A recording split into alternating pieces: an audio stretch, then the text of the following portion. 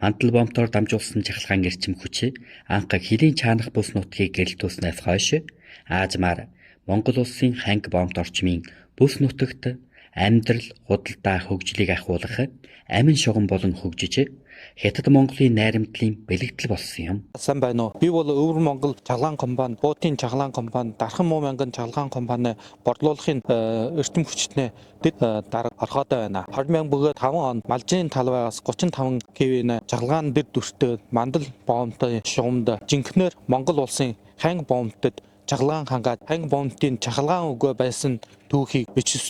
2009 онд Улаантог 110 кв чахалгаан дэд дүрстээс Монгол улсын ханг бомтод чахалгаан хангаа болов. 2018 оны 10 сарын 10-ны өдөр 10 кв чахалгаан хангаа шугамар Монгол улсын ханг бомтоос уртасгаад Монгол улсын Дорнговын аймгийн Хатан болох сумны ханг бомтын сууршилт хоёрын ардад өдөр тутмын чахалгаан хэрэглэв. 2024 онд хамаг төрөнд оруулан нэг жарвалс 10 кв шин шугамыг бүтээн байгуулж чахалгаан хүчтнээ дэд дэвшүүлэх ба бомтын дэд дэвшүүлэх жиргээр батлав. 2025 оны 1 сараас 11 сар хүртэл Монгол улсад нийт 262 түмэн киловаттер чахалгаан хүч нь хангаах шинийг биелүүлв. Дараачаар манай Өвөр Монголын чахалгаан бүлэглэлийн Буудын чахалгаан хангаах компани нь Монгол улсын ханг бомтын ойр хавийн газар орны аж үйлдвэрлэлийн хэрэглэгчдийн чахалгааны хэрэгцээг бүх талаар шийдэж Монгол улсад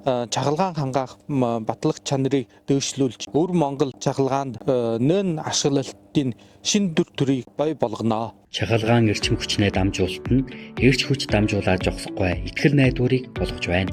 Энэх 24 цагийн хил дамсан чахалгаан хангаамжийн чаана технологи, эколог, эв нэгдэл оршдог.